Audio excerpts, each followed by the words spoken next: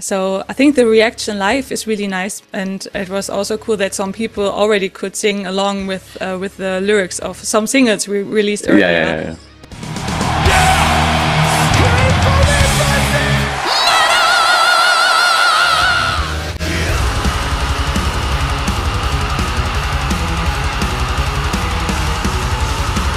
Alina, thank you so much for your time today. You must be so tired right now.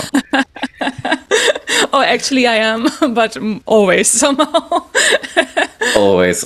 Awesome. Now, I mean, there's a lot of reasons that you could be tired, but let's just say that it doesn't happen for every band that a debut album can be presented at a release show at Summer Breeze festivals, and then only 2 weeks after you play Wacken. That's not normal for any band, but that's also a roller coaster. And just releasing an album is already a roller coaster because you have to do stuff like this all the time. And then on top of that, you've got these massive shows. So I can imagine that it's been a crazy ride these last few weeks and months. Yeah, it's been really crazy, but also really uplifting. Let's put it this way, because of course, when you are always in the studio and write the music and do everything in the studio or at home, you don't have the kind of contact to the fans and the people. So when it starts to be presented live, then that's always a really great feeling. And but the last weeks were insane. So all the driving, meeting the people, having the interviews, but it's such a cool feeling to kind of harvest the fruits of the seeds we had in the last few months. So Absolutely. Now, before we go more into the launch and the album itself, how was the show? I haven't seen a recording yet of the Summer Breeze show, and the Wacken show. How was it? Both were really great. The crowd was so funny, and they were so much into the music. It was really a wonderful release show at Summer Breeze. We played really late, after midnight actually. So we had a really long drive there and stayed up about nearly 24 hours that day. So that was really a long day, but it was insane. All the people, there were so many people, even though it was so late, and they had so much fun and rocked with us. The show, it was really great. Did you have a chance in the moment to appreciate that, or is it only now, a few days later, that you start to realize what actually happened?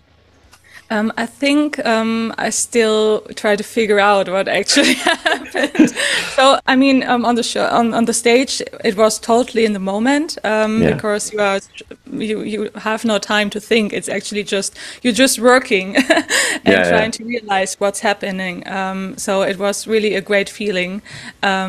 But right now, it slowly really came to me that we actually played Wacken and Summer Breeze, and now the album is released, and now it's time to breathe a little bit more and to realize what happens right now.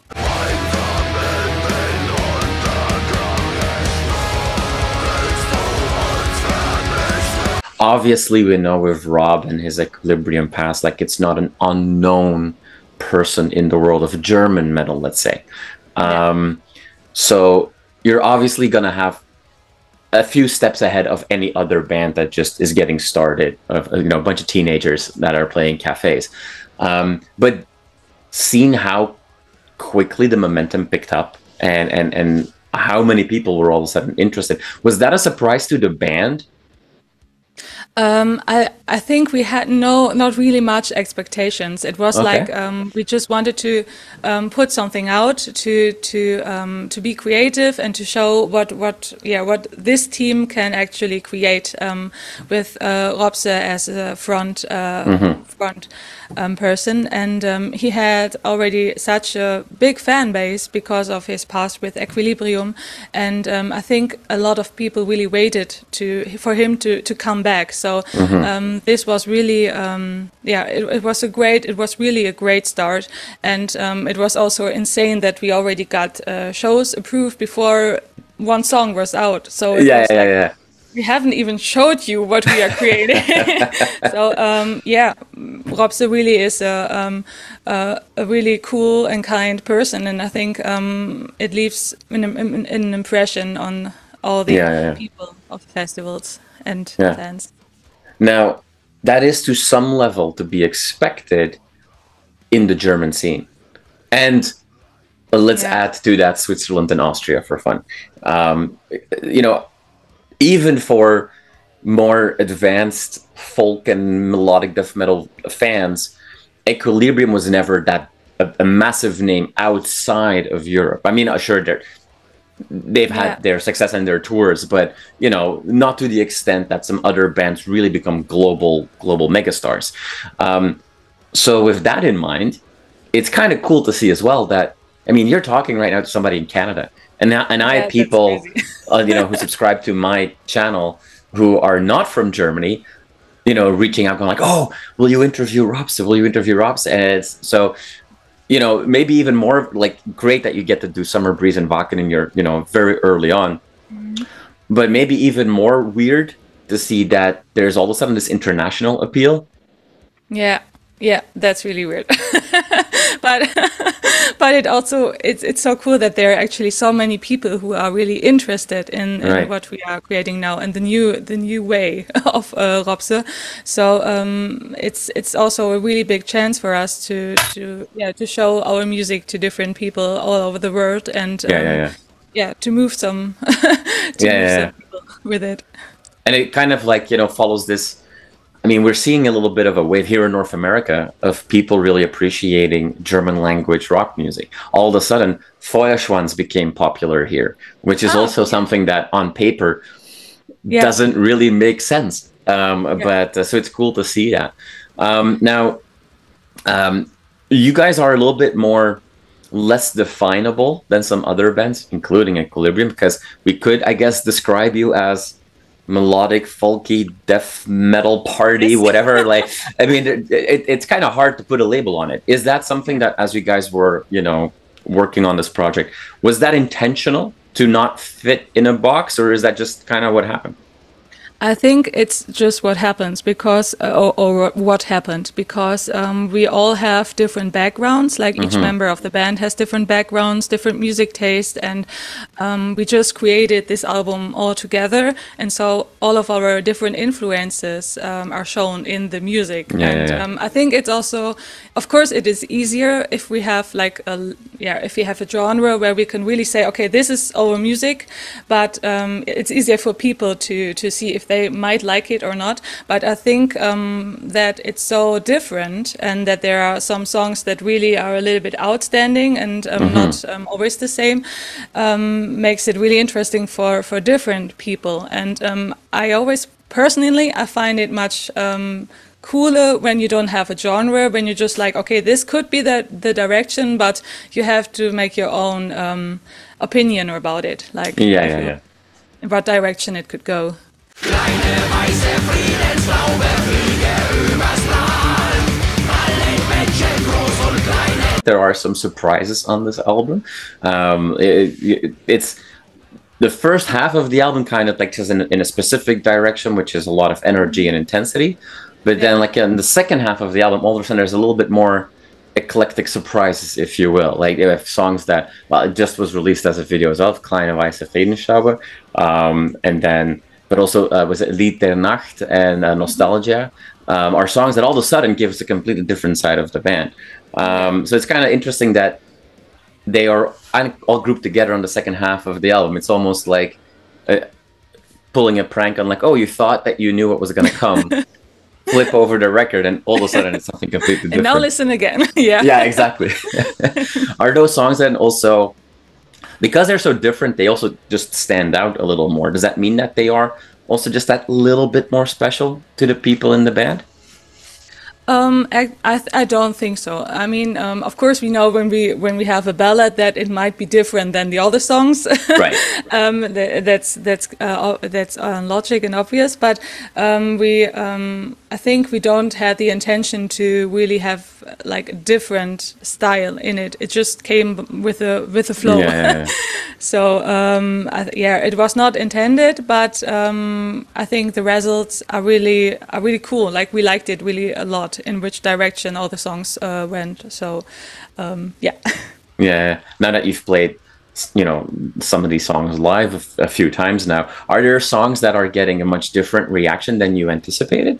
Like, are there songs that the crowd is really going into? They're like, oh, wasn't expecting it for that particular song to get so many people jumping, if you will? I think for me personally, I can't really judge because I don't have this kind of view on which song where the people are going more crazy than. So for me, it always was like that people really enjoyed it. Of course, at the beginning of a show, it's mostly a little bit less activity. And the more you play, then the people come together and make mosh pits and all that stuff. So, but there are really like headbangers. For example, Amenthes is like really where the people are really going with it, or Aus dem Gleichgewicht. This is usually a song where the people really go crazy, especially at Summer Breeze. That was really nice. So I think the reaction live is really nice, and it was also cool that some people already could sing along with the lyrics of some singles we released earlier. The party song, for example, von der Schenke zu Taverne, and that was really nice.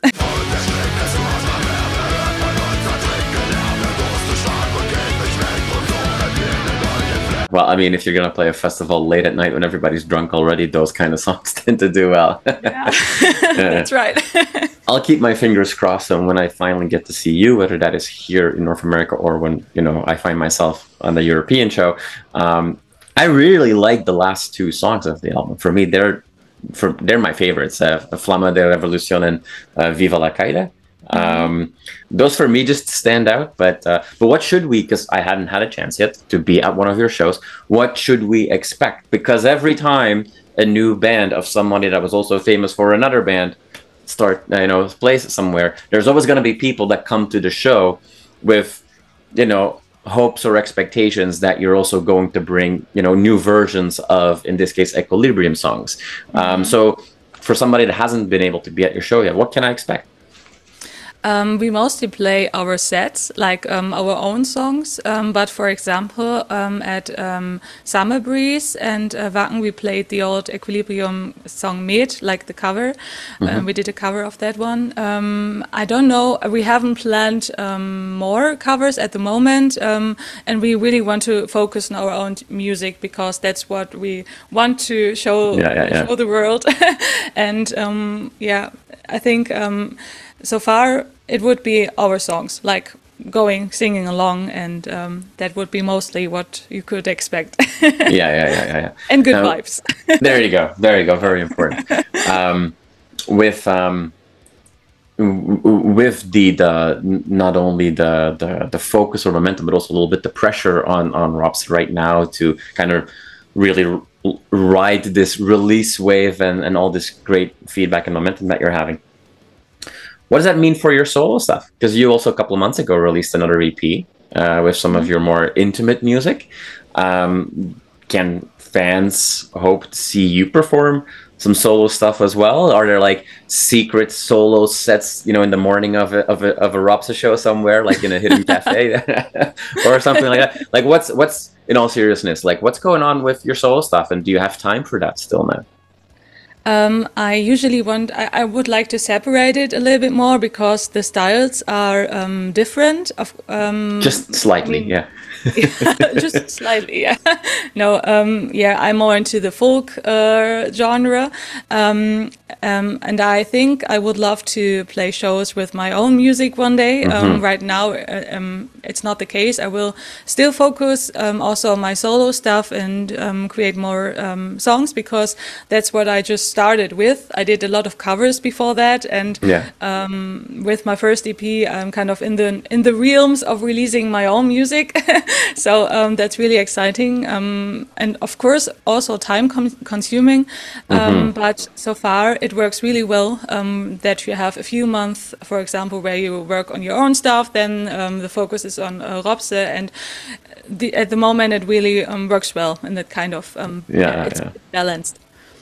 All right. Well, I mean, we've seen you play some festivals with ROBSE, not yet solo. We'll keep our eyes open for that. But you know, the album is just out and the year is still long. And I'm sure that there's already festivals being planned for next year as well. But what can you share when it comes to more ROBSE shows coming our way? So far, there are a few festivals already approved. For example, in Germany, the Sternklang Festival, but also in Spain, Leyendas de Rock. Yeah. I hope I pronounced it right. Pretty good, pretty good. Yeah. This is also approved already. There are a few that are still like not really sure if they would happen. We have not a tour planned yet, but there are also a lot of people or offerings, let's say it this way. Yeah. So in discussion, and I think we all would love to go to America, or especially also Canada one day. It's not in the line yet. It's not easy, and it's not cheap. Yeah, yeah. I think it's on our bucket list from every one of us. So it would be so lovely to be there and play there and meet all of you. There you go. And when that happens, we'll all be there. Alina, thank you so much for your time today. I really do appreciate it, and I genuinely hope that in all this craziness, you can find that moment to just take a step back and just appreciate everything that's going on, because it'll go by like this, I'm sure, otherwise. Wish you all the best with the continued release cycle that you have in front of you, and we'll keep our eyes open for when those tours and shows can be announced. Thank you so much for your time. I really appreciate it. Thank you so much for this really great interview. It was a pleasure.